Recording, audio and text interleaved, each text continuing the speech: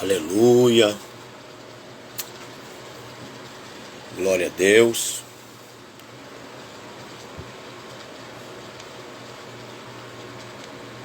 Vamos ver quem vai entrar.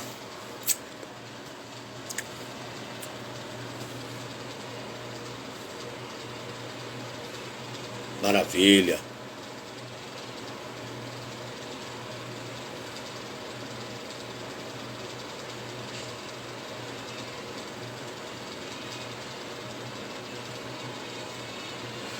Glória a Jesus.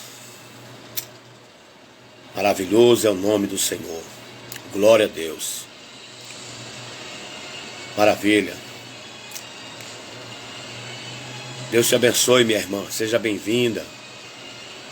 Viu, minha querida? Deus abençoe você, a sua família. Viu, irmã Conceição? Deus abençoe. Você está nas minhas orações. Tá bom, minha querida? Jesus dê graça para você, para os teus filhos. Tá bom? Seja muito bem-vinda. Glória a Deus. Irmã Conceição, se você puder, compartilha já essa live. Clica aí no compartilhar para que mais pessoas assistam. Boa tarde, irmã Conceição. Deus te abençoe. Então você que está chegando agora, já vai compartilhando essa live aí. Porque hoje eu vou tratar de um assunto muito importante. É um assunto muito maravilhoso. Teté Camargo, Deus te abençoe. Seja bem-vindo. Viu, meu querido? Deus abençoe você. Deus abençoe a esposa. Deus abençoe família. Tá bom? Deus abençoe todos. Já compartilha também essa live aí, para que mais pessoas assistam. Seja bem-vindo. Aqui quem fala é o vosso irmão em Cristo, Gilmar Ramos, aonde estarei discorrendo de um texto hoje muito importante, muito maravilhoso, a respeito do capítulo 4 do livro de Apocalipse. Eu coloquei no meu coração, amém, obrigado, querida, muito obrigado por ter compartilhado. Deus abençoe, irmã Conceição. Muito obrigado. Eu coloquei no meu coração, nesse mês de abril, pregar a respeito do livro de Apocalipse, né? Então eu já preguei no capítulo 10, já preguei no capítulo 11, já preguei no capítulo 12. Hoje eu vou falar do capítulo 4. Amanhã, com certeza, eu vou falar do capítulo 5. E assim sucessivamente. Eu vou estar trazendo mensagens de edificação. Presta atenção, mensagens bíblicas. Porque o que nós estamos precisando hoje, nesse mundo... Amém, Deus abençoe, paz do Senhor. Deus te abençoe também, querido. Deus abençoe, Camargo. Deus abençoe. Então, nesse mundo de trevas, onde as pessoas estão sem direção, não sabem que rumo tomar, essa pandemia que tem assustado tantas pessoas, nós temos que trazer uma palavra de consolo, uma palavra de alento, uma palavra que fortaleça. Então, eu vou trazer hoje a tradução, eu vou tentar traduzir para você o capítulo 4 do livro de Apocalipse. Eu não sei se você já leu o capítulo 4, mas é um capítulo muito importante para as nossas vidas. É verdade. Capítulo 4 do livro de Apocalipse é a sala de comando de Deus, aonde João viu Deus assentado no seu trono. Olha que coisa maravilhosa. João teve uma visão do trono de Deus. Então eu já quero que você compartilhe essa live. Jorge Viana, meu amigo, companheiro, que eu encontrei lá em Alta Floresta.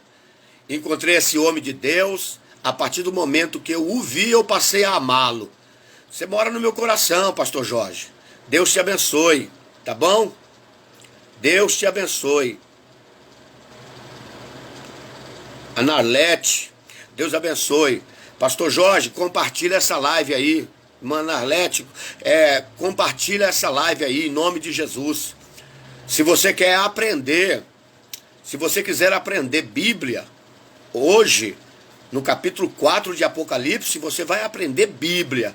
Porque eu tenho aí inúmeras passagens a respeito do capítulo de número 4 de Apocalipse. Capítulo 4. Pastor Jorge Viana, está faltando hoje, Pastor Jorge, pregadores que preguem nas nossas igrejas o livro de Apocalipse. É um livro difícil, né? É verdade, é difícil o livro de Apocalipse. Mas ele tem que ser pregado. E a Bíblia diz que quem não tem sabedoria, peça a Deus.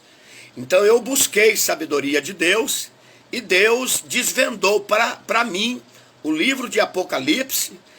Mas para que Deus me deu o livro de Apocalipse? Para que eu pudesse trazer também para os irmãos. Então tem estado no meu coração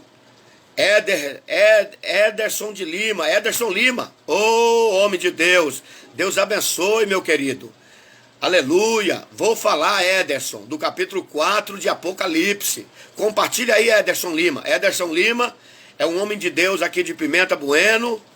Ele faz trabalho na televisão, é um dos maiores editores de vídeo, locutor, pregador, cantor, abençoador.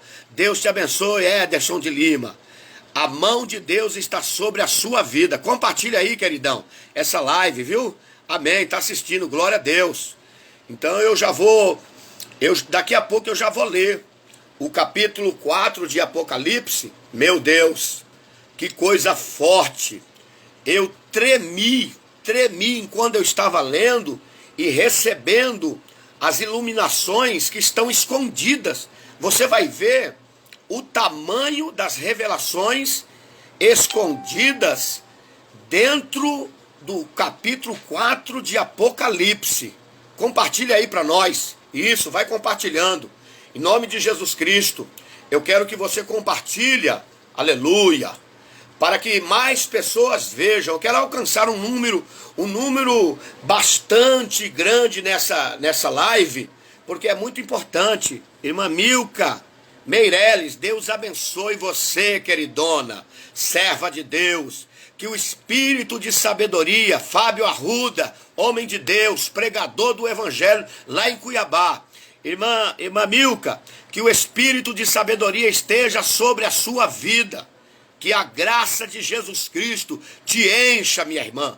E que todas as tuas necessidades sejam supridas em Cristo Jesus. Fábio Arruda, que o Senhor Deus te dê saúde no teu sangue, no teu corpo, na tua pele, nos teus ossos. Tá bom, pregador? Te amo em Cristo Jesus. Deus te abençoe, Fábio Arruda. Pimenta Bueno perdeu um grande pregador, pastor Fábio Arruda. Deus abençoe. Marlene de Paula, mulher de Deus, serva de Deus. Fábio José da Silva, Deus abençoe. Aleluia. Glória a Jesus. Deus abençoe vocês, meus irmãos. Me ajuda aí a compartilhar essa live, para que mais pessoas assistam. Aleluia. Oh, maravilha. Glória a Deus. Maravilha, irmã Marlene. Fábio José da Silva. Eita, esse homem, eu vou dizer para você. Esse Fábio José, meus irmãos, quem não sabe, ele faz campanha no monte. Ele ora pelas pessoas que talvez nem conhece. Deus levantou o Fábio, pastor Fábio, missionário lá em Minas Gerais, como um dos pregadores e missionários e intercessores lá em Minas Gerais. Eu vou visitar a igreja dele, pastor Fábio. Pastor Fábio Arruda também, homem de Deus. Deus abençoe, viu, querido? Então nós vamos entrar aqui no capítulo 4 do livro de Apocalipse. É um desafio, preste atenção. Deixa eu dizer para você. Livro de Apocalipse é desafio. É desafio, pastor Fábio. O livro de Apocalipse é desafio para os nossos dias. É desafio. O pregador, ele tem que ter mensagem. Ele tem que ter mensagem. Irmã Ana Arlete, Deus abençoe. Compartilha aí. O livro de Apocalipse, o pregador, ele tem que ter mensagens apocalípticas, porque Jesus está voltando. O anticristo está querendo se manifestar, não apareceu ainda. Essa conversa de que o anticristo já apareceu, que ele está lá na França, ou que está lá em Israel, que o falso Messias, porque estão dizendo que o Messias de Israel já apareceu para os judeus. Deixa eu te dizer para você, aquele grupo de judeus que dizem que o Messias apareceu é um pequeno grupo de judeus que não fazem parte da massa. Os judeus ortodoxos, que o número deles é bastante reduzido, e eles encontraram um judeu lá e disseram que esse judeu é o Messias. Não tem nada a ver com o Messias, o Messias do cavalo branco do capítulo 6, não tem nada a ver. E o anticristo também não apareceu ainda. Porque se o anticristo tivesse aparecido, irmã Marlene, a igreja já teria sido arrebatada. Porque a Bíblia diz em Tessalonicenses capítulo 2, segundo Tessalonicenses capítulo 2, que o Espírito Santo detém o anticristo. O anticristo quer aparecer, mas o Espírito Santo não deixa, porque a noiva do Cordeiro está na terra. Presta atenção. Enquanto a noiva do Cordeiro estiver aqui na terra, o anticristo não aparece. Então não coma qualquer coisa da internet. Esses pregadores dizendo, olha, o anticristo, a marca da besta já surgiu. Ninguém sabe qual é a marca da besta. Ninguém sabe quem é o anticristo. O anticristo não é para a igreja, o anticristo é para Israel. Eu não preciso saber quem é o anticristo, qual o nome dele, da onde ele vai vir. Isso não interessa, porque quando ele aparecer, eu vou estar com Jesus Cristo nas bodas do Cordeiro. Quem crê, diga amém aí, em nome de Jesus. Então eu não tenho que temer, eu não tenho que ficar assustado. Estão dizendo, olha, o microchip, a marca da besta. Quem foi que disse para ele? Se a Bíblia, que a Bíblia não revela qual é a marca, e as pessoas já estão revelando a marca da besta, irmã Marlene. Já estão revelando a marca da besta, dizendo que é um microchip. Meu Deus do céu! E tem gente apavorada, tem gente com depressão, tem gente com angústia. Essas mensagens que está trazendo pânico nas pessoas. Olha, o anticristo é o Emmanuel Macron lá na França. Quem disse isso? Emmanuel Macron não chega nem na unha do dedão do anticristo, porque o anticristo vai ser o homem tão sábio que ele vem com a eficácia de Satanás. Satanás é psicólogo. Satanás está na terra há 6.000 anos. Quem vai comandar o anticristo é Satanás. Então ele é psicólogo, ele sabe das necessidades. Então esse Emmanuel Macron, meu Deus, ele está fraco perto do anticristo. É muito pequeno, porque o anticristo vai ser um homem muito inteligente. A inteligência dele vai trazer paz na terra. Ele vai conseguir sanar o problema da saúde, da fome, da pobreza, da desigualdade, da religião, das etnias. Ele vai conseguir resolver o problema de todo mundo. Então esse Emmanuel Macron aí que estão dizendo que é o anticristo, coitados, não conhece Bíblia, não sabem. Eles têm que examinar mais a Bíblia. Então hoje eu vou falar a respeito da sala do trono, a sala de comando de Deus, aonde é verdade, irmã Marlene, sai dessa bobeira, eu vou estar na glória. É verdade, irmã Marlene, nós vamos estar na glória. Quem é que quer ver anticristo? Meu Deus do céu, quem é que quer ver o falso profeta, meu Deus do céu? O falso profeta e o anticristo não é para a igreja. A igreja não vai estar aqui, presta atenção. A grande tribulação é a ira do Cordeiro. A grande tribulação é a ira de Deus. É a taça da ira de Deus, presta atenção. Quando Jesus estava no Getsêmani, Deus deu a taça da grande tribulação para Jesus beber. E Jesus disse, Pai, afasta de mim esse cálice. Deus disse, você tem que tomar para que a tua noiva não beba essa taça. Então Jesus já tomou a taça da ira do Cordeiro, da ira de Deus, lá no jardim do Getsêmani. Então a igreja não vai beber a taça da ira de Deus. Jesus já passou pelo julgamento que a igreja ia passar. Então para a igreja não existe julgamento, não existe condenação. O apóstolo Paulo disse: porque nenhuma condenação há para aqueles que estão em Cristo Jesus, que não andam segundo a carne, mas que vivem segundo o Espírito, porque a lei do Espírito de vida me livrou da lei do pecado e da morte. Então a igreja não vai passar pela grande tribulação. Então, mas nós temos que falar a respeito. Lógico que temos que falar sobre o anticristo. Eu vou falar sobre o anticristo, vou falar sobre o falso profeta, vou falar dos 7 selos de Apocalipse, vou falar das 7 trombetas do Apocalipse, vou falar das 7 taças do Apocalipse. Eu vou falar. Então, venha comigo, por favor, me acompanhe, fique por aí compartilhando essa live.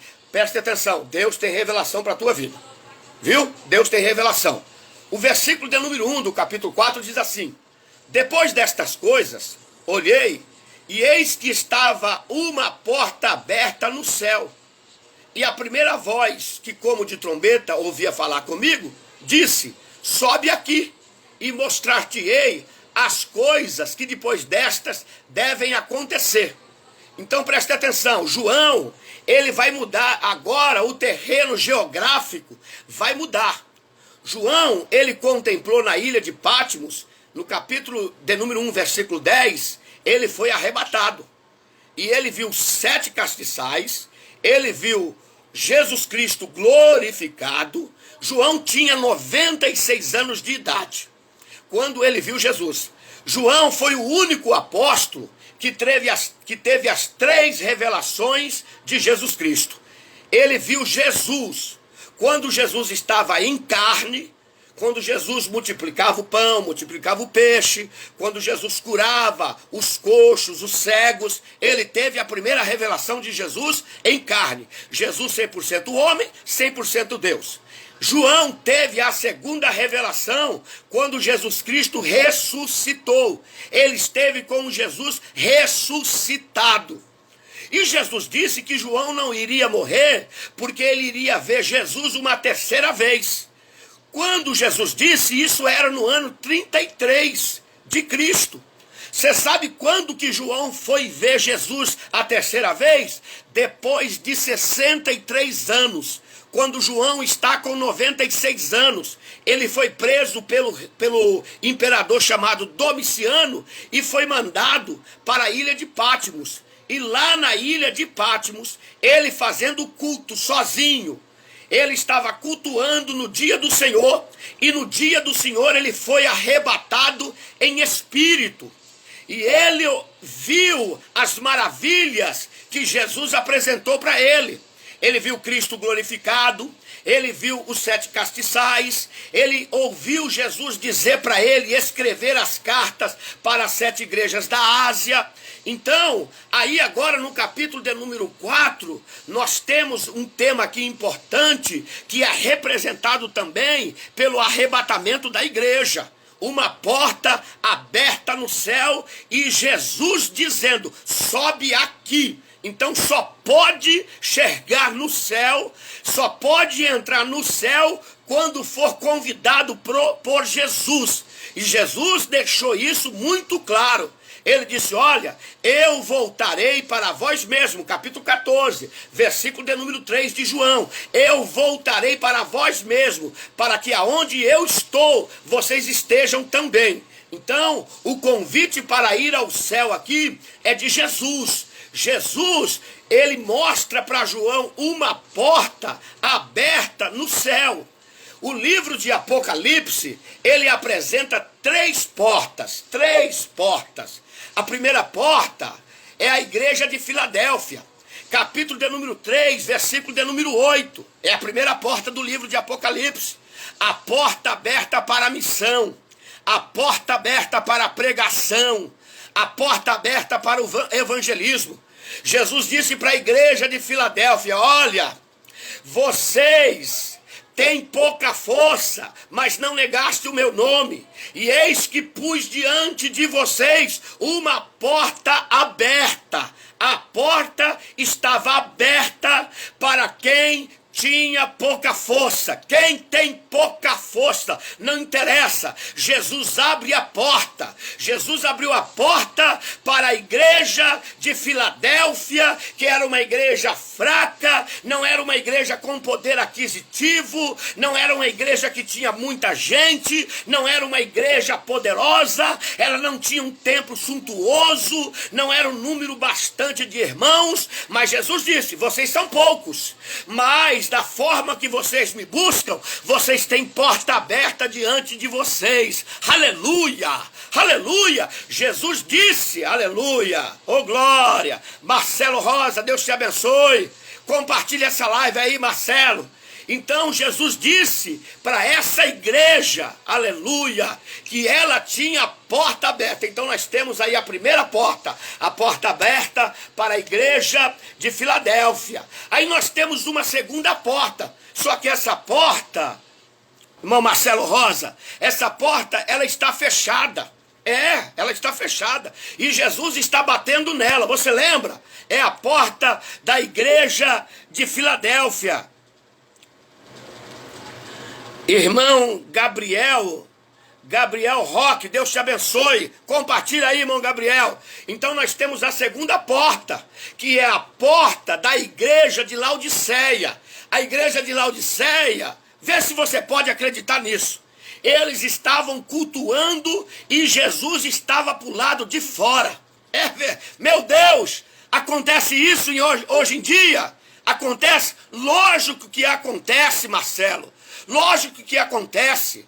Eu que prego por aí, que prego pelos estados, que prego pelo Brasil, eu já contemplei, já preguei em muitas igrejas, pastor Fábio Arruda, em muitas igrejas em que Cristo está para o lado de fora. Jesus estava do lado de fora e a porta da igreja de Laodiceia estava fechada. E Jesus estava batendo na porta dizendo: deixa eu entrar, eu quero participar do culto. É verdade, Ederson, eu quero participar do culto. Jesus estava do lado de fora. Então nós temos aí a porta de Filadélfia, nós temos a porta de Laodiceia e temos a terceira porta. Luiz Carlos, paz do Senhor, Deus te abençoe, servo de Deus. Jesus é contigo, viu, meu amado? Compartilha essa live aí, aleluia. Então a terceira porta é no capítulo 4 de Apocalipse, aonde João diz: e olhei e vi uma porta aberta no céu. Presta atenção. Aí a voz que ele já tinha ouvido, que ele tinha ouvido essa voz no capítulo de número 1, versículo 10, eu já vou falar dessa voz, disse para ele: sobe aqui. E ele imediatamente foi arrebatado para dentro do céu. E o corpo dele ficou aonde? Aonde que ficou o corpo de João? O corpo de João ficou lá na ilha de Patmos. Com certeza Deus preservou e cuidou o corpo de João, porque João estava preso e tinha muitos homens violentos ali naquele lugar. Com certeza, em alguma caverna que João estava fazendo culto, o seu corpo estava protegido, porque seria impossível que Deus arrebatasse João e deixasse o seu corpo de qualquer maneira. Deus, ele preservou o corpo de João e o seu espírito foi arrebatado para o céu. Ele ouviu a voz. Que voz é essa? Voz como voz de trombeta, uma voz muito forte. No capítulo de número 1, versículo de número 10, ele disse: ouvi uma voz. É verdade, irmã Marlene, hoje em dia ninguém prega mais sobre o Apocalipse. É verdade, só que Deus tem me levantado para pregar o Apocalipse, irmã Marlene. Aleluia, oh glória. Então preste atenção, capítulo 1, versículo de número 10, ele ouviu a voz como de trombeta. voz de muitas águas. Capítulo 1, versículo de número 15, ele ouviu a voz forte, voz de trombeta. Capítulo 4, versículo 1, de novo ele ouve a voz forte, voz poderosa. Que voz é essa? Você lembra quando Saulo estava indo lá em Damasco? Ele pegou carta com os escribas, com os sacerdotes, para aprender os crentes que estavam em Damasco. A Bíblia diz no capítulo 9, versículo de número 4, de Atos dos Apóstolos, ele diz que o seguinte, que quando Paulo estava indo para Damasco, ele ouviu uma voz forte: Saulo, Saulo, por que me persegues? Quando ele ouviu a voz, ele caiu por terra. Aleluia! Que voz poderosa é essa? Maravilha! A voz do nosso Deus é uma voz poderosa. Você lembra, preste atenção, você lembra, pastor Fábio, irmã Marlene, você lembra que quando Jesus estava no Getsêmani, orando, era noite, tinha acabado de celebrar a ceia, e ele estava com seus discípulos. De repente chega Judas Iscariote, os sacerdotes, sumos sacerdotes Anás e Caifás, e o exército do templo chegou aonde Jesus estava. Aí Jesus disse: a quem buscais? Eles disseram: a Jesus o Nazareno. Ele disse: sou eu. Quando Jesus disse: sou eu, todo mundo caiu por terra. Pode ler lá. Todo mundo caiu para trás. Não aguentaram o poder da força da palavra do nosso Deus. A voz do nosso Deus é poderosa, é forte. Aleluia! Aí aqueles homens caíram por terra. Então João está dizendo que ele ouviu essa voz, a voz como de muitas águas, voz forte. Sobe aqui, preste atenção. O céu para João estava aberto. Nós vamos entender que a Bíblia nos dá várias passagens em que o céu foi aberto. Eu não sei se você lembra que Ezequiel, ele estava lá nas margens do rio Quebar, na Babilônia, e ele estava entre os cativos. Ezequiel estava entre os pobres da Babilônia, do povo judeu. Capítulo 1, versículo de número 1.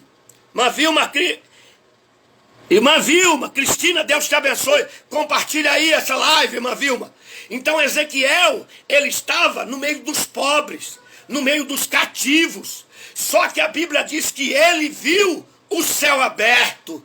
Aí nós temos aí um contraste com Daniel. Daniel, ele tinha o céu aberto dentro do palácio.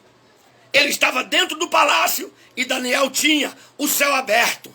Ezequiel, por sua vez, estava no meio dos pobres. Mas não é por causa que ele estava no meio dos pobres que o céu não se abria para ele. O céu se abriu para Ezequiel, no meio dos pobres. Aleluia! Glória! Maravilha! Então, preste atenção. Não interessa qual a sua posição social, se você é bem financeiramente, se você está passando por dificuldade, se você está passando por problema, se você está no meio dos pobres, não interessa onde você está.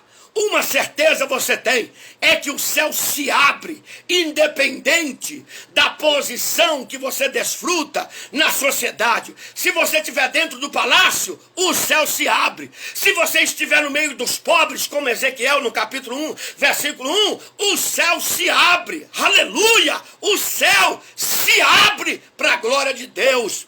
Aí nós vamos ver uma segunda vez que o céu se abriu.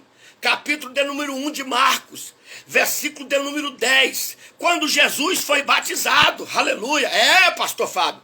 Quando Jesus foi batizado, ele saiu das águas e o céu se abriu, aleluia.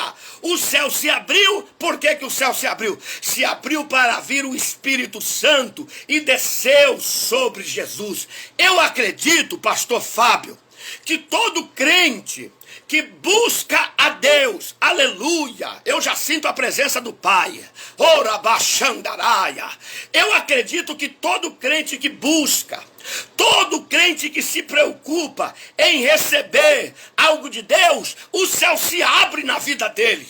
O Espírito Santo desce, aleluia, desce para capacitá-lo, desce para fortalecê-lo, desce para ajudá-lo, desce para socorrê-lo. Você lembra, aleluia, glória ao nome de Jesus Cristo, você lembra o que a Bíblia diz lá em Isaías capítulo de número 11, aonde nós vamos ver o Espírito, capítulo 11 de Isaías, versículo de número 2, que diz assim: e repousará, irmã Marlene de Paula, e repousará sobre ele, preste atenção, é sobre você, é sobre mim, e repousará sobre ele o Espírito do Senhor, o espírito de sabedoria, o espírito de entendimento, o espírito de conselho, o espírito de fortaleza, o espírito de conhecimento,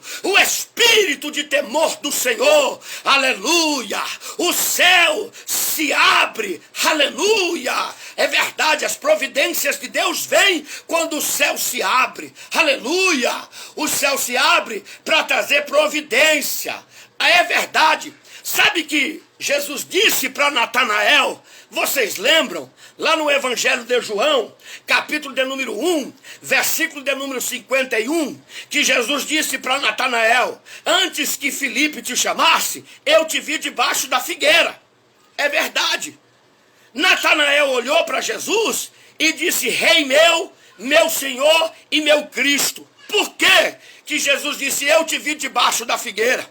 Porque quando Herodes, na época quando Jesus era ainda uma criancinha, quando ele tinha 3 anos, Herodes mandou matar todas as crianças. E a mãe desse rapaz, a mãe desse homem, desse Natanael, escondeu ele no meio das folhas, debaixo da figueira. E só ele e a sua mãe sabiam dessa história. Quando ele cresceu, a sua mãe contou para ele essa história. E quando Jesus disse, olha Natanael, antes que ele te chamasse, eu te vi debaixo da figueira, ele se arrepiou, porque era só ele e a sua mãe que sabia. Jesus conhecia a história dele, Jesus conhece a tua história, Jesus conhece a tua vida, Jesus conhece detalhes na sua vida que ninguém conhece. Aí Jesus disse para ele, olha Natanael, desde agora, você verá os céus abertos, olha aí, você verá os céus abertos e os anjos de Deus subindo e descendo, subindo e descendo. Espera aí, deixa eu entender. Quer dizer então que os anjos já estão aqui e que eles sobem e descem? Então preste atenção, quando eu adoro, quando eu glorifico, quando eu dou lugar, irmã Marlene, quando, aleluia, uramaia, chorabaia, quando eu dou lugar para o Espírito Santo, o anjo sobe com aquela adoração, ele escreve, ele anota, e sobe e diz, Pai, ele está adorando, ela está adorando, a situação está difícil, o problema é grande, mas ele está adorando, ela está buscando, aí ele desce com a providência, oh, aleluia, aleluia, ele sobe levando, Fábio, pastor Fábio, essas orações que o Senhor tem feito aí no monte, quando o Senhor está orando, com certeza, tem anjos de Deus ao teu respeito, que eles levam e descem trazendo resposta, aleluia, com certeza, pastor Fábio, muitas pessoas já foram agraciadas por esta oração, aleluia, remai joa, urabacala série andaraia, eu sinto a presença dele e posso te dizer que tem anjo subindo nessa hora, tem anjo descendo nessa hora, porque tem anjo subindo e descendo, porque Jesus disse, foi Jesus que falou que teria anjo subindo e descendo, mas nós temos também uma quarta vez que o céu se abriu. como abriu para João. Foi quando Estevão estava sendo apedrejado. Porque Estevão, ele estava pregando a palavra. E Estevão, ele foi morto. Só que quando ele foi morto, ele disse: Jesus, receba o meu espírito. Sabe o que aconteceu?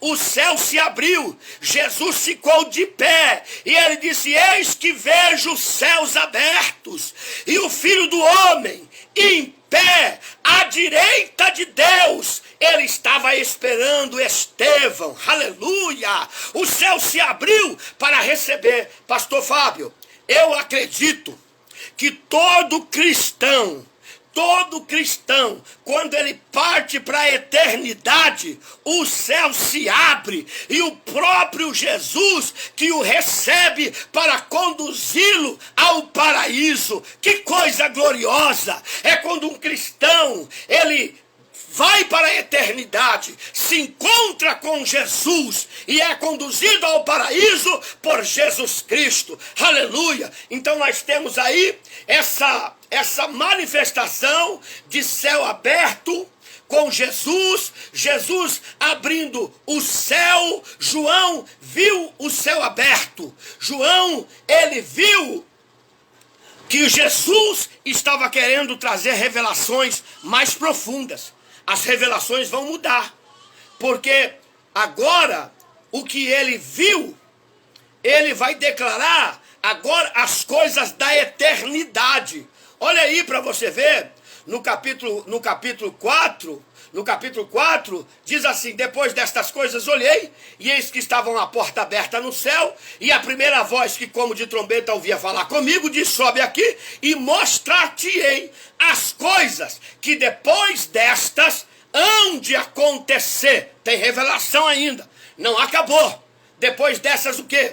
Depois dessa revelação que você teve de Cristo, depois dessa revelação que você teve das 7 igrejas, depois dessa revelação que você teve na terra, agora eu vou te mostrar as coisas que depois destas hão de acontecer. Ele vai ter revelações profundas de Deus. Ele vai presenciar o trono de Deus. O trono de Deus que aparece, preste atenção, a palavra trono, ela aparece no Novo Testamento 67 vezes.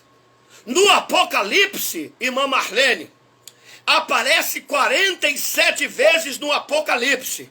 No capítulo 12 capítulo 4 aparece 12 vezes. Só no capítulo 4, a palavra trono aparece 12 vezes em 11 versículos. Então, nós vemos que o trono de Deus se manifesta para João. João vê o trono. Esse trono, ele já foi visto em algumas épocas, em algumas eras. Você lembra que Isaías, no capítulo de número 6, ele teve a visão do trono de Deus? Isaías, irmã Marlene, era aquele tipo de profeta que ficava dentro da igreja.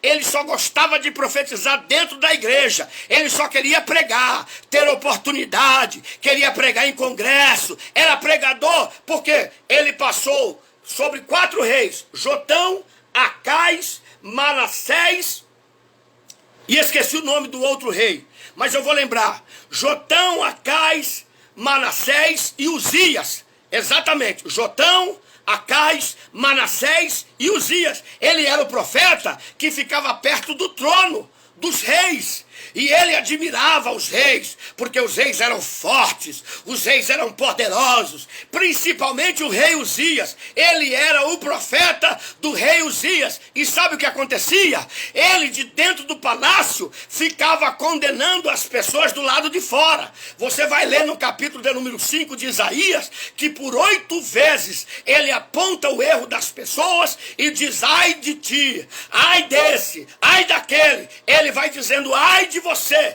porque ele está dentro do palácio. Só que quando o rei Uzias morre, ele diz assim: no ano que morreu o rei Uzias, eu vi o Senhor assentado no seu trono. Olha que coisa gloriosa.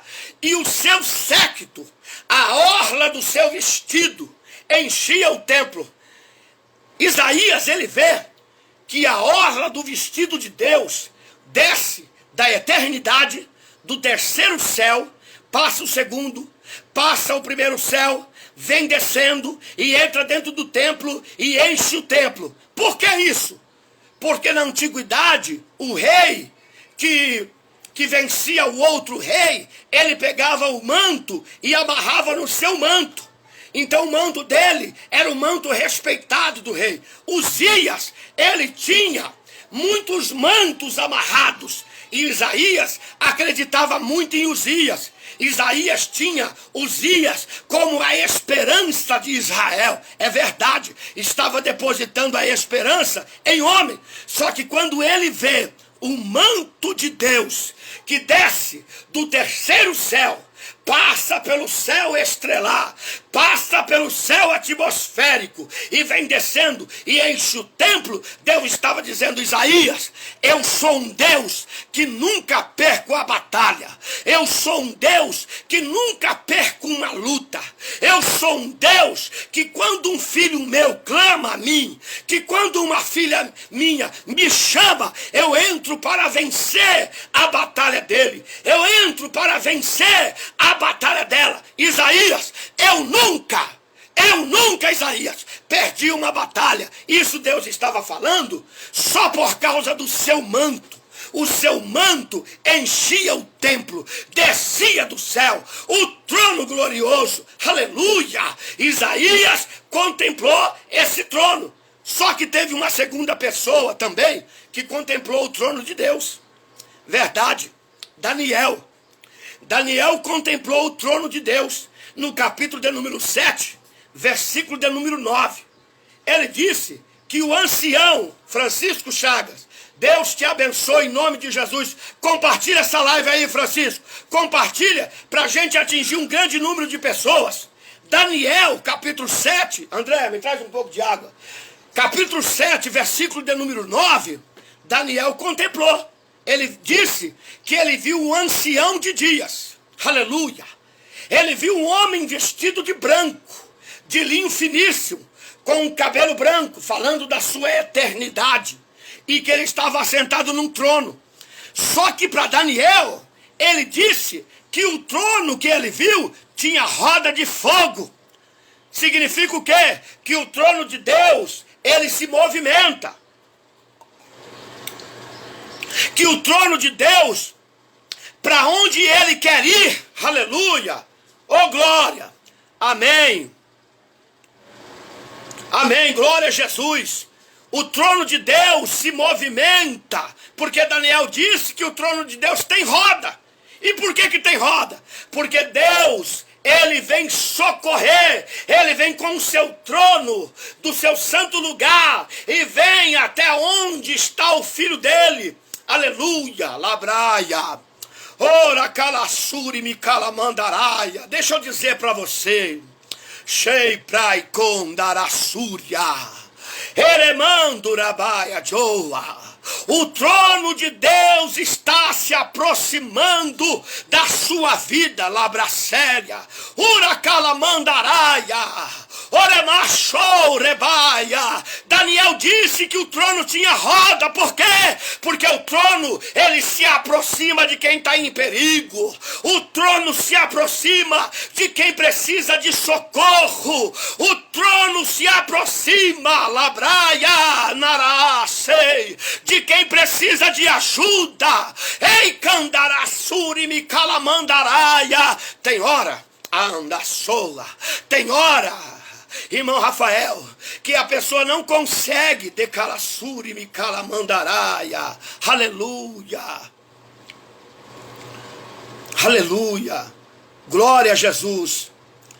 Amém. Congregação, congrega na Adevil Real. Amém. Glória a Deus, Rafael. Deus abençoe você.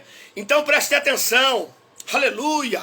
Tem hora, irmã Marlene, que a gente não consegue ir para o trono. A gente não consegue, meu Deus. Tem hora que a gente tenta tocar no trono, irmã Marlene, Mas a gente não consegue, porque a nossa natureza é tão fraca. Nós somos tão propensos, tão pequenos, que tem hora que parece que o céu está de bronze. Só que o trono tem roda. Aleluia, rabachei. Aí se você não consegue ir para o trono, não tem problema. O trono vem até você, labraia. Eramanda, arachuri, micaia. Se você não consegue, porque lá em Hebreus, capítulo de número 4, versículo de número 16, diz assim: cheguemos com confiança ao trono da graça, a fim de alcançarmos socorro no momento, no tempo preciso, na hora certa. Mas tem hora que você quer tocar no trono e não consegue, o trono está longe. Mas Deus está vendo que você está perseverando. Deus está vendo que você está lutando. Deus está vendo as tuas lágrimas. Deus está vendo a tua dificuldade. Mas você não consegue romper. Você não consegue chegar no trono. Ele disse para você chegar no trono. A palavra diz para você chegar no trono. Mas você não consegue. E aí, não tem problema. O trono vem até você, labraia. O trono vem até a sua casa. O trono vem até a sua família. O trono vem até a sua vida. Labracho, pastor Márcio, lá do Japão, Derabai, Jorasura, Era Kalachandaraia. Deus te abençoe, pastor Márcio. Compartilha essa live aí, Urabaia. Eu tenho certeza, pastor Márcio, que esse trono que Daniel viu, que tem roda, está indo agora em direção ao Japão, Labraia. Está descendo aí nessa cidade, Uracalassuri Micaia. Deus conhece a minha fraqueza. Deus conhece a minha pequenez. Ele sabe da minha fragilidade. Ele sabe que eu não consigo chegar no trono. Mas o trono vem. O trono vem, aleluia. Arabandarassuri Micalabaia. O trono vem, ele tem roda. Ele vem. Sabe por que o trono vem? Sabe por que Deus está sentado nesse trono? Porque quem está sentado no trono tem domínio. Quem está sentado no trono tem o comando. Nada sai da direção do trono. É por isso que Deus está assentado eternamente no trono. Porque Ele reina eternamente. Preste atenção, nada que está acontecendo com a igreja aqui na terra, com essa pandemia, com essa enfermidade, com essa praga que surgiu agora, muitos estão querendo se suicidar. Muitos pastores estão preocupados. Meu Deus, o governo, o STF, está proibindo a igreja de abrir. Não estou podendo cultuar. Preste atenção. Nada disso que está acontecendo está fora do domínio de Deus. Ele está sentado. Ele está permitindo. Ele está contemplando. Não pense os grandes homens, esses homens que pensam que a igreja é uma gentalha, que é um povo sem sabedoria, é um povo sem escrúpulo, é um povo sem temor, que esse povo que vive na igreja é um povo analfabeto, é um povo que não sabe de nada. Vamos fechar a igreja, preste atenção. Esse povo que vive na igreja é um povo lavado e remido no sangue do Cordeiro. É um povo que tem o seu passado resolvido, cujos seus pecados foram lançados no mar do esquecimento. Então, esses superiores estão pensando que a igreja é do homem, mas só que Jesus disse no capítulo 16 de Mateus: edificarei a minha igreja e as portas do inferno não prevalecerão sobre a minha igreja. Tem profecia de Jesus. Jesus disse que as portas do inferno não prevalecerão. Então não é STF, não é prefeito, não é governador que vai querer impedir o avanço da igreja. A igreja labrachandaraia, a igreja vai triunfar, a igreja vai romper, a igreja vai adiante, porque Jesus disse que qualquer tipo de porta vinda do inferno não prevalecerá sobre a minha igreja. A igreja de Deus está debaixo do comando dele. Arabaia, Uracalassúria, Eremando Rabachandaraia. Nada que está acontecendo no Brasil e no mundo não saia do controle de Deus. Tudo está no controle de Deus. Deixa eu te dizer uma coisa aqui. Da sala do trono, a sala do comando, lá desta sala, vai sair os 7 selos desta sala. Desta sala vai sair as 7 trombetas. Desta mesma sala vai sair as 7 taças. Desta sala vai sair o anticristo. Vai sair o falso profeta. Vai sair a marca da besta. Desta sala, Deus sabe quantos crentes vão morrer na grande tribulação. Deus sabe quantos crentes vão partir para a eternidade. Ele sabe o número. Sabe por quê? No capítulo 6, versículo de número 9 de Apocalipse, no 5º selo, nós vemos as almas daqueles que foram mortos por amor à palavra de Deus e pelo seu testemunho. Essas pessoas estavam dando testemunho das coisas de Deus. Eles estavam falando, eles estavam pregando, eles estavam fazendo a obra de Deus, só que eles foram mortos. Aí eles disseram: até quando, ó Senhor, fiel e verdadeiro, não julgas o nosso sangue daqueles que tiraram a nossa vida lá na terra? E foi-lhe dado vestes brancas e que repousasse ainda um pouco, até que se completassem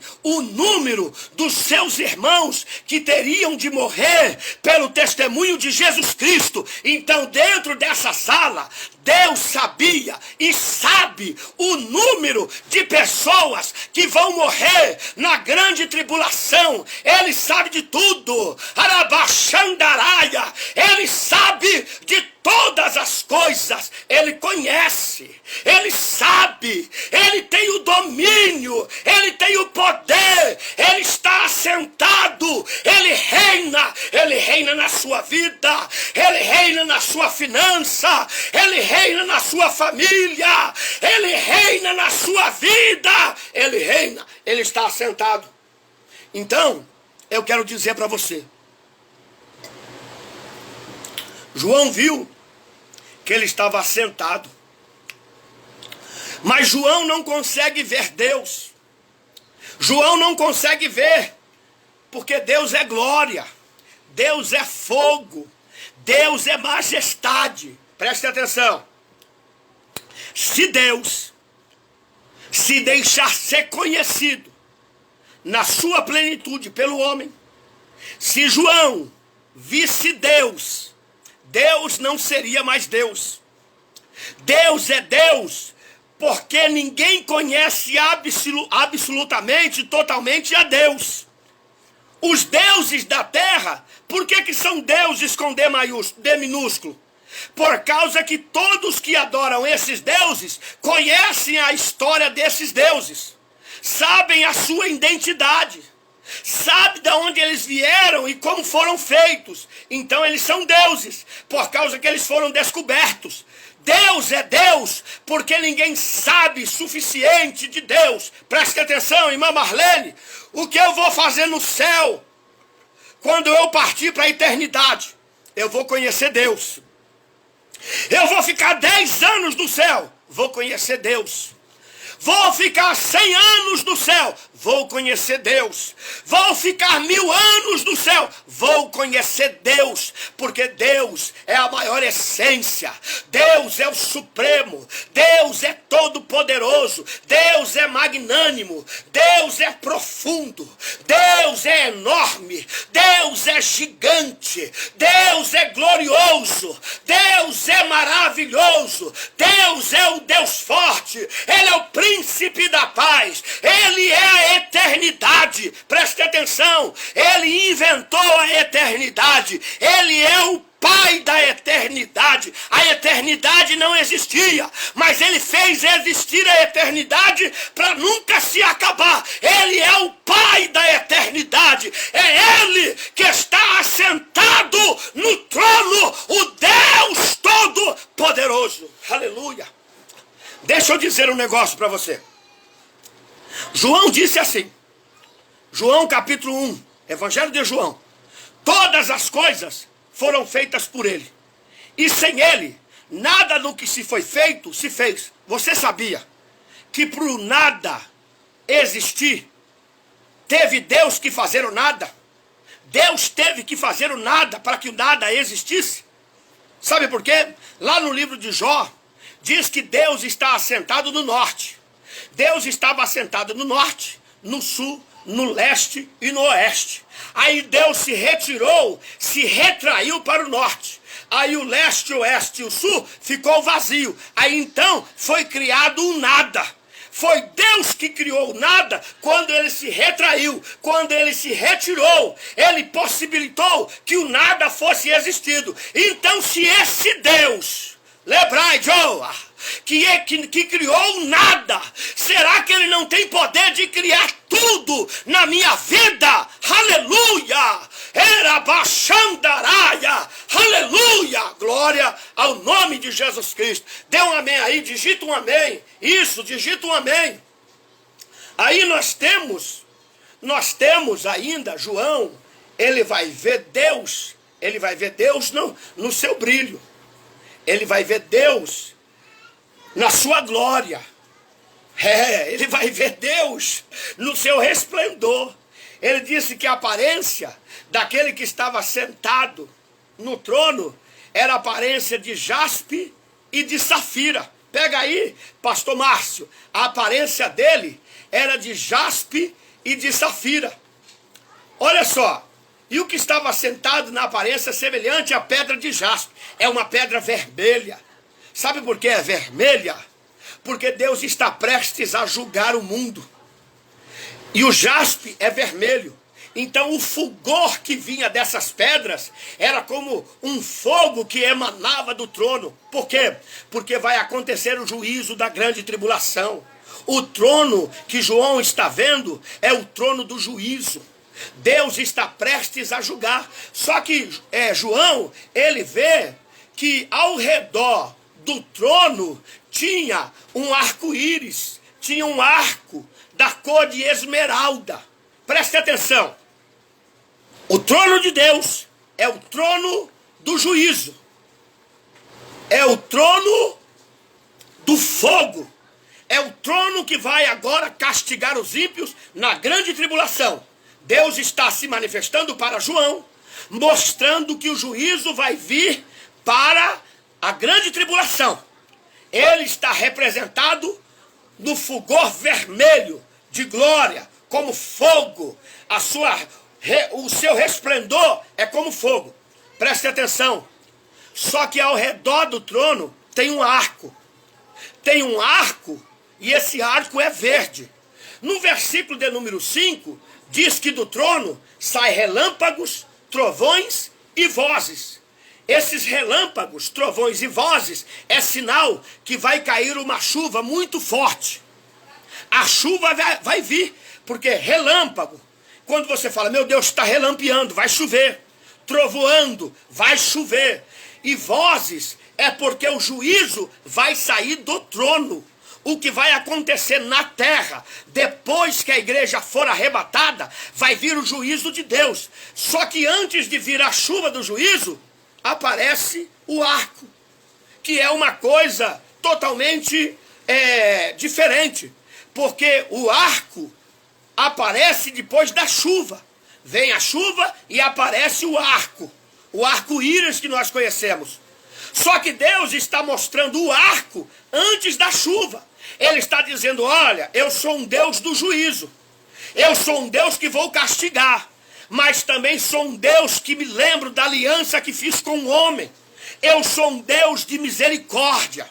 Eu sou um Deus que visito até 1000 gerações daqueles que me amam.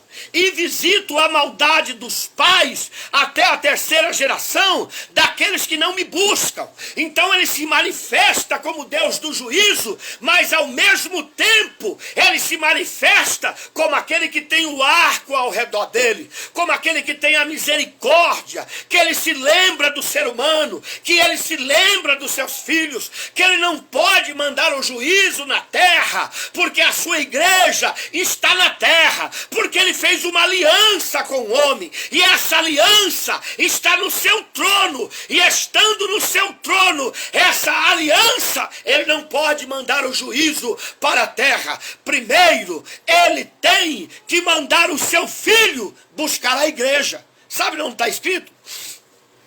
Sabe o que Jesus está fazendo agora, nesse exato momento? Sabe onde ele está? Ele está assentado à destra de Deus. Capítulo 10 de Hebreus, versículo de número 12, capítulo 10, versículo 12, diz bem assim: mas este, havendo oferecido para sempre um único sacrifício pelos pecados, está sentado à destra de Deus. Aonde ele está? Assentado à direita de Deus. Versículo 13.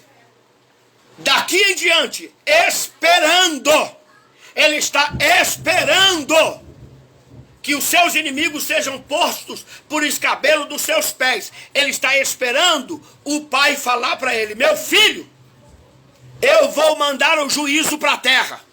Chegou o momento, aleluia, chegou o momento de você buscar a sua noiva.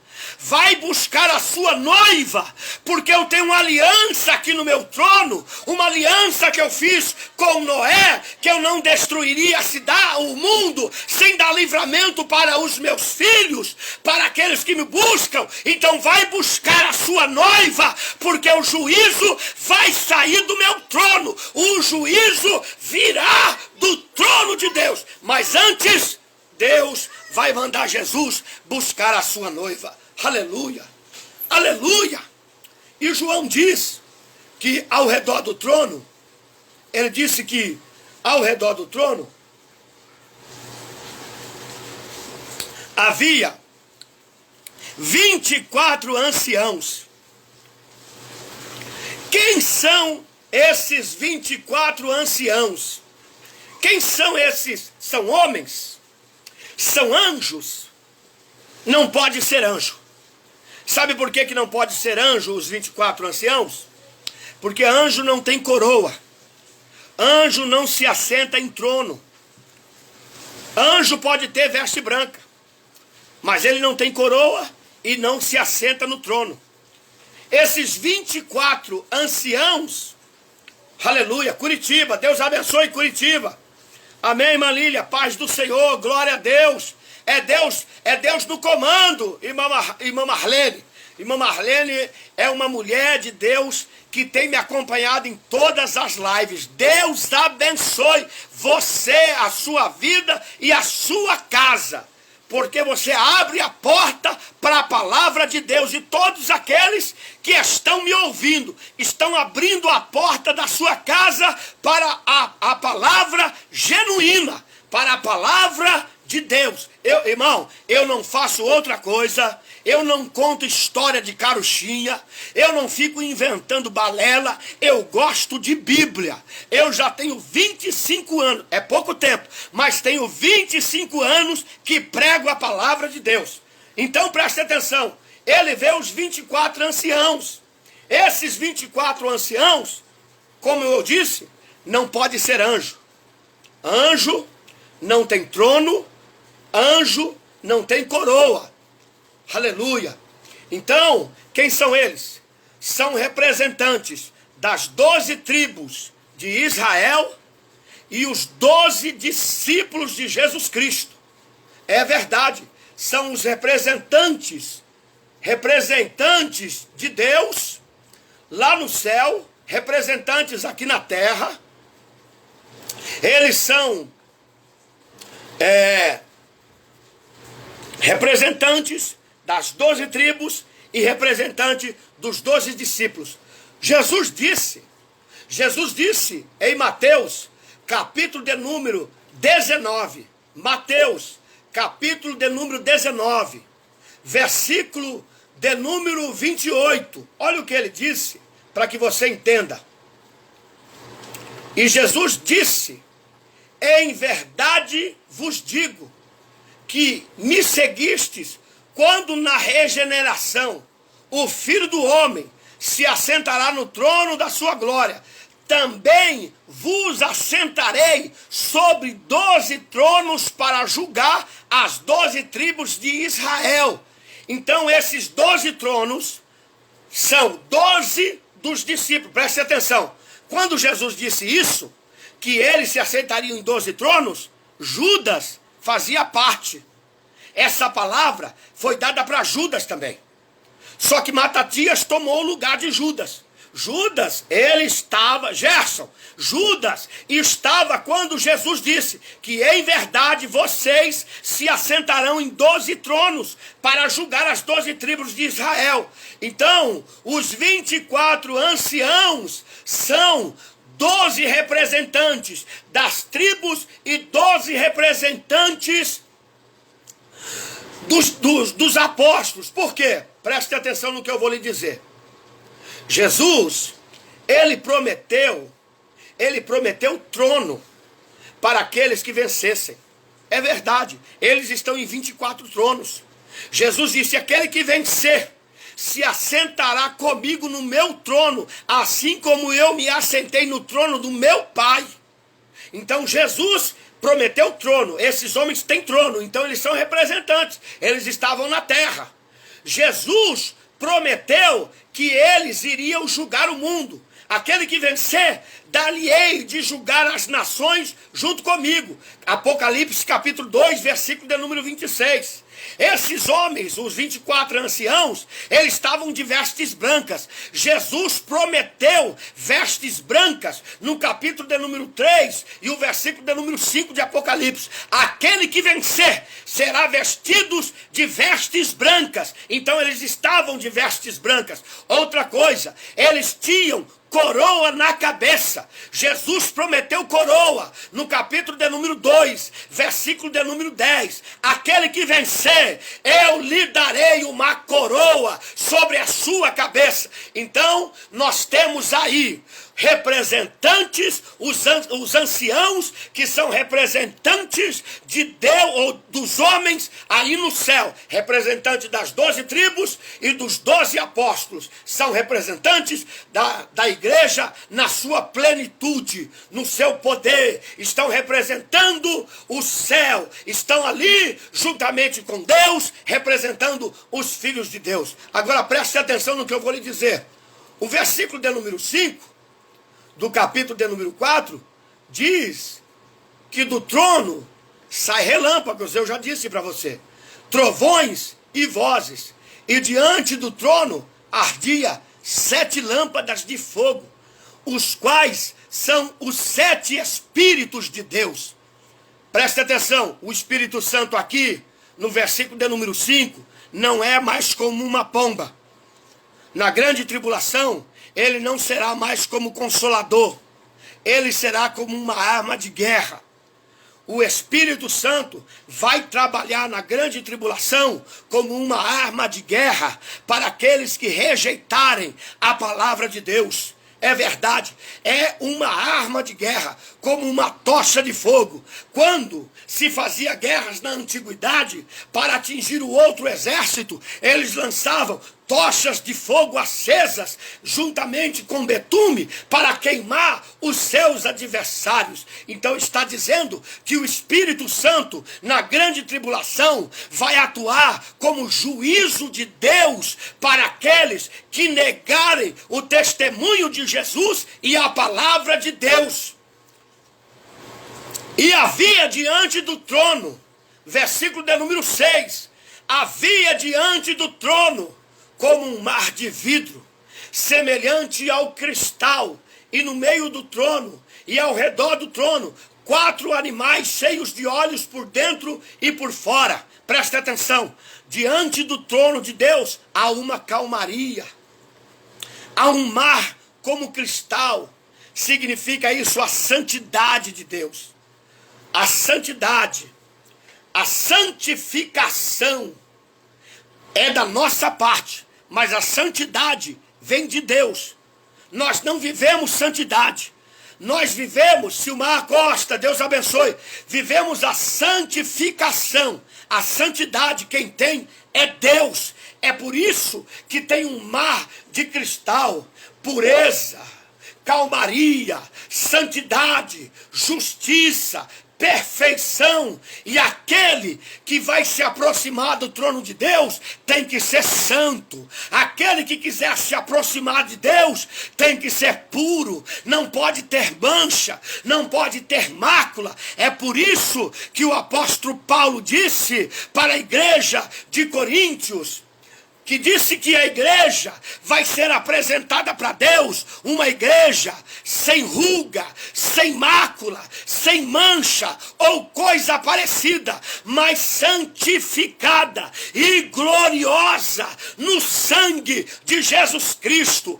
Todos aqueles que vão comparecer diante do trono de Deus para receber a sua glória, a sua majestade, tem que estar santo. É por isso que João disse, aquele que é santo, faça mais santidade ainda. Aquele que é justo, justifique-se mais ainda. Aquele que é puro, faça mais pureza ainda.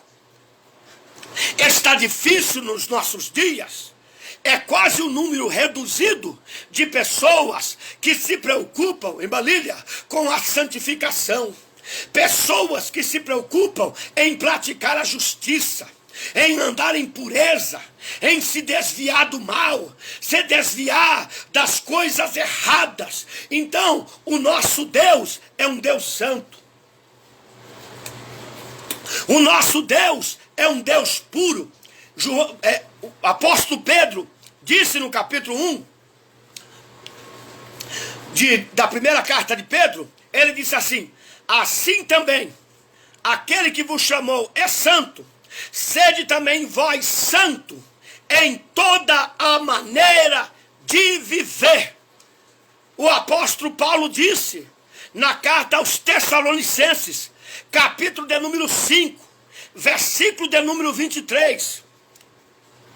E sejam conservados, irrepreensíveis, o vosso espírito, alma e corpo, sejam conservados santos para a vinda de Jesus Cristo. O que é isso? É se desviar do pecado, é se desviar das coisas erradas, é se desviar daquilo que não presta, dos laços do inimigo. Ele é santo, diante dele tem um rio santo, o seu trono é santo, aleluia. Os 24 anciãos são santos. Aí João diz que ao redor do trono existem 4 animais.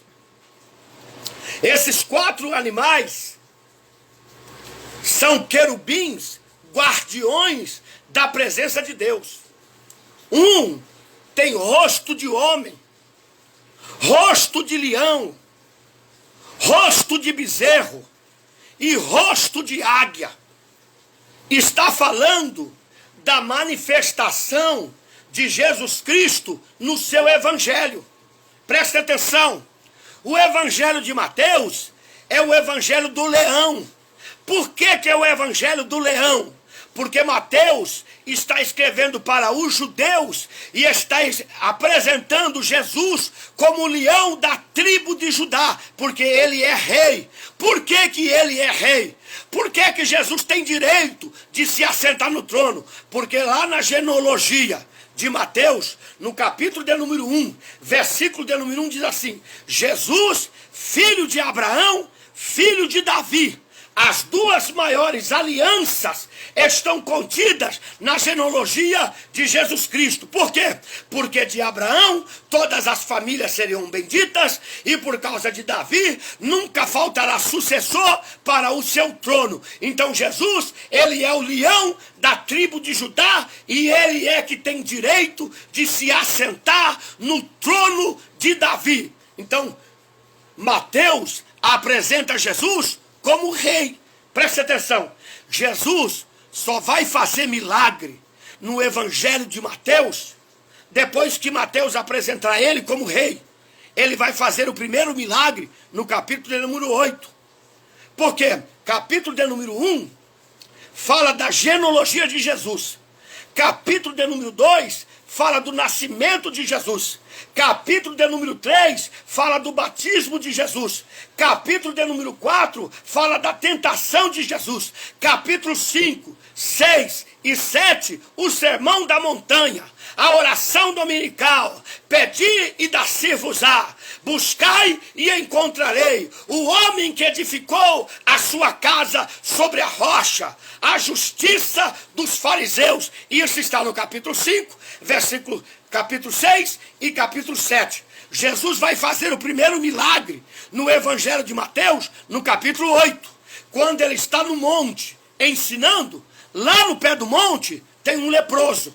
O leproso não pode subir o monte. Ele quer subir o monte, mas ele não pode. Ele é leproso, ele tem que ficar no pé do monte. E ele está no pé do monte esperando Jesus, porque ele sabe que Jesus vai descer. Ele sabe que Jesus vai passar por ali. Ele sabe, ele está no caminho aonde Jesus subiu. E o caminho que Jesus subiu é o caminho que Jesus vai descer. E ele sabe que Jesus vai passar por ali. Então, ele fica no caminho. Quando Jesus desce no monte, o primeiro milagre, ele diz: Senhor, se tu quiseres, pode deixar-me limpo. O leproso escutou o sermão do monte. O leproso escutou a oração dominical, quando os discípulos falaram: Senhor, ensina-nos a orar. Porque Jesus orava tanto com o Pai, e os discípulos queriam orar. E eles queriam saber de que forma eles orariam. Porque o nome de Deus, naquela época, era um nome poderoso. Não podia ser citado por qualquer um. Quem falasse o nome de Deus em vão era apedrejado, era castigado. Então eles queriam saber, porque os escribas e os fariseus chamavam Deus de Yahvé, Todo-Poderoso, Jeová Shalom. Então era uma linguagem muito culta para pescador. Aí os pescadores disseram: Senhor, como que nós vamos orar? Como que nós vamos falar com Deus? De que jeito? Aí Jesus vai dizer assim: vocês vão orar dessa maneira: Pai nosso que está no céu. Vocês vão chamar ele de Pai. Ele gosta de ser chamado de Pai. Ele quer ser chamado de Pai, de papai. Você pode chamar ele de papai, de pai querido, de pai amado. Você fala assim: Pai nosso, meu Pai que está no céu. Você não precisa se direcionar a Deus com uma linguagem catedrática, com uma linguagem difícil. Não, você só precisa chamar ele de Pai. Chame ele de Pai, que ele vai te atender. Quando você falar Pai, ele já olha para você. Porque quando o teu filho fala pai, mãe, você já olha para ele, não olha? Assim também é Deus. Quando você abre a tua boca para falar Pai, o Pai já olha você. Quando você fala: Pai, eu quero falar com o Senhor, ele já está te ouvindo. Então Jesus disse, no capítulo de número 6, que orassem chamando Deus de Pai. Aí, ele vai fazer um milagre no capítulo 8, curando esse leproso. Mas no Evangelho de Marcos, é o Evangelho do boi. É o Evangelho do servo perfeito. Marcos está escrevendo para os romanos. E os romanos, eles querem ver as coisas acontecerem. os romanos querem ver se Jesus verdadeiramente é Deus, se os milagres acontecem. Então, logo no capítulo de número 1 de Marcos, Marcos apresenta Jesus como servo de Deus, o servo perfeito, escrevendo para os romanos, e apresenta logo de cara os milagres de Deus a partir do capítulo de número 1. Marcos não espera até o capítulo de número 8, ele já apresenta os milagres de Jesus a partir do versículo de número 1. Aí, esses querubins, ele tem face de homem, que é o homem perfeito, é o evangelho de Lucas. Lucas apresenta Jesus para os gregos como Jesus sendo o homem perfeito. Como Jesus sendo aquele homem perfeito, como homem que não tem pecado, 100% Deus, 100% homem, o homem que pode ser adorado. Ele foi adorado pelos demônios, ele foi adorado por Jairo, pela mulher do fluxo de sangue, ele foi adorado em vários capítulos do Evangelho de Lucas. Então Lucas apresenta Jesus como um homem perfeito. Ele vai apresentar para os gregos, que só no Evangelho de Lucas tem, ele vai apresentar a parábola do jovem que saiu da casa, do filho pródigo. Ele vai apresentar a parábola da ovelha perdida, da dracma perdida. Só Lucas vai falar do rico no inferno e Lázaro no seio de Abraão. Então ele vai apresentar que Jesus é o homem perfeito, o querubim com face de homem.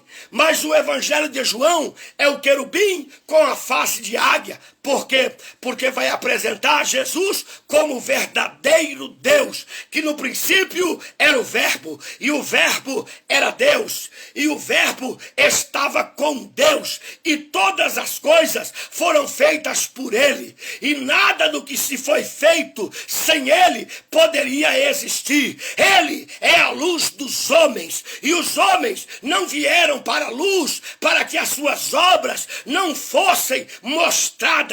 Ele é a luz dos homens. Havia outra luz, que era João Batista, mas Jesus é a luz dos homens. Ele diz assim: olha, eu sou a luz dos homens, eu sou o pão da vida, eu sou o bom pastor, eu sou a porta, eu sou a videira verdadeira, eu sou o caminho, a verdade e a vida, eu sou Deus, eu sou o Pai, eu e o Pai somos um.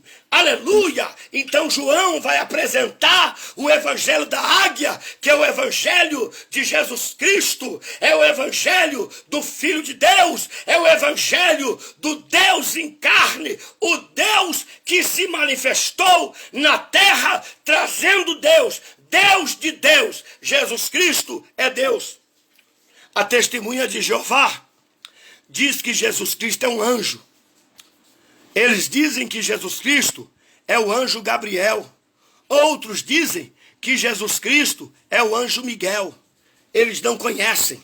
Jesus Cristo é Deus. Jesus Cristo se fez carne. Ele se manifestou entre os homens para trazer vida eterna. Então, nós temos aqui os 4 animais, e esses animais, eles tinham 4 rostos, presta atenção. Eles tinham 4 rostos para as 4 direções. Então, para onde que quer que Deus fosse, Deus sempre ia para frente. Se fosse para o leste, Deus ia para frente. Se fosse para o norte, Deus ia para frente. Porque tem um rosto aqui, um rosto aqui, um rosto aqui, um rosto aqui. Se você olhar de cima para baixo, olhar os querubins de cima para baixo, você vai ver que os 4 rostos representam uma cruz, que representa a cruz de Cristo. Então, para qualquer direção que Deus fosse, ele sempre vai para frente. Significa o quê? Que o que Deus fez na minha vida já está feito. Ele não vai voltar atrás para refazer. Ele já passou, ele já escreveu, ele já anotou, ele já predisse, já profetizou, já marcou, já disse a respeito da minha vitória, do meu êxito. Já está decretada a sua vitória. Jesus Cristo disse, lá em Romanos capítulo 8, versículo 30, por amor de Jesus Cristo, somos mais que vencedores por aquele que nos amou. Então aquilo que Deus ia fazer na tua vida, Deus já fez, Ele já passou, Ele já fez, já está escrita. Tome posse nessa tarde, labraia, urabaxandaraia, oremacalasurabachei. Pastor, eu preciso de vitória na minha casa. Ele já te deu, Naraia. Tome posse. Pastor, eu preciso de uma porta de emprego. Ele já te deu. Tome posse. Ele já passou por esse caminho. Ele já passou pela tua vida. Ele já escreveu a tua história. Rabaia. Deus não vai fazer, Ele já fez na tua vida. Oh, labrachandaraia, aleluia, oh glória, rabachei-candaraia. Ele já te deu, minha irmã. Ele já deu para você. Amém, irmã Lília? Já está determinado o milagre de Deus na tua vida. Ele conhece tudo da tua vida. Ele sabe os percalços que você vai ter na sua vida. Mas Ele já te deu vitória em todas as coisas. Tome posse em nome de Jesus Cristo. Tome posse da vitória do eterno que Ele te deu, que já foi escrita, labrachandaraia, aleluia. Então nós vemos no versículo de número 8, os 4 animais tinham cada um para si 6 asas, e ao redor e por dentro estavam cheios de olhos, e não descansavam nem de dia nem de noite, dizendo: Santo, Santo é o Senhor Deus Todo-Poderoso, que era, que és e que há de vir. Então eles estão no céu magnificando Deus. Sabe por quê que eles dizem Santo, Santo? É porque eles estão perto do trono. É porque eles estão perto de Deus. Eu quero ver alguém perto de Deus ficar calado. Eu quero ver alguém perto de Deus, alguém perto do trono de Deus, não dizer que Ele é santo, não dizer que Ele é poderoso, não dizer que Ele é glorioso. Você lembra que quando você vai para o culto, você sente aquela presença, você começa a chorar, é porque você se aproxima do trono, aí você diz glória a Deus, aleluia, maravilhoso. Oh glória, é porque você está perto do trono. Agora você imagina esses anjos perto do trono de Deus.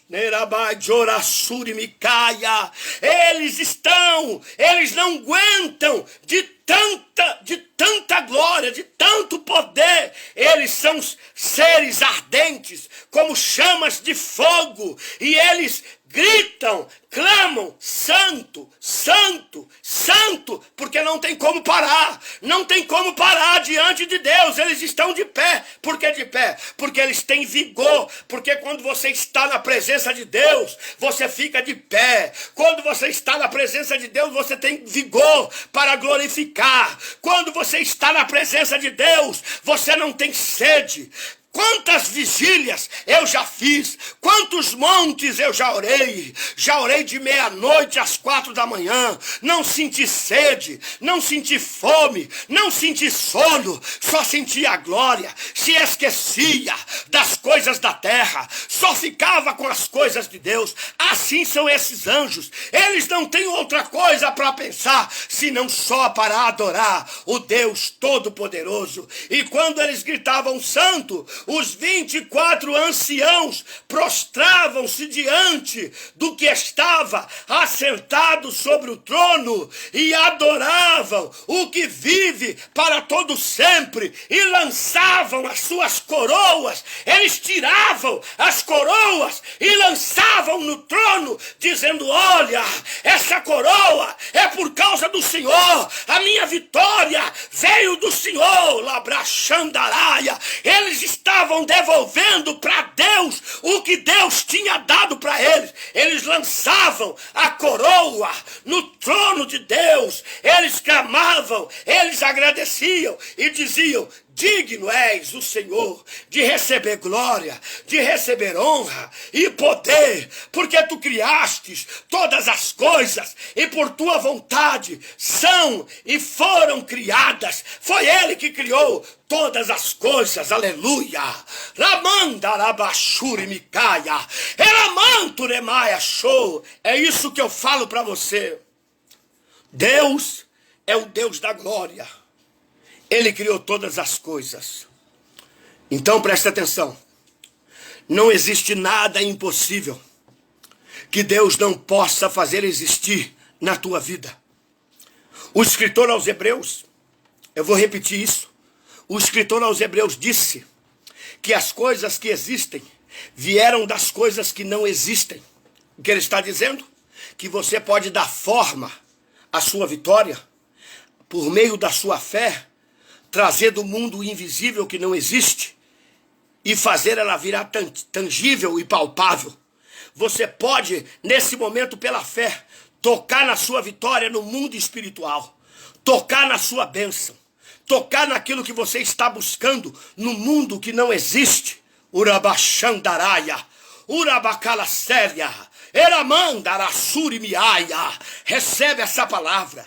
Deus está trazendo, o Deus que cria todas as coisas, ele está criando coisas do mundo invisível para vir até você e você receber no mundo visível. Seja abençoado, abençoada por essa palavra. Deus abençoe. Muito obrigado. Fique com Jesus. Amém.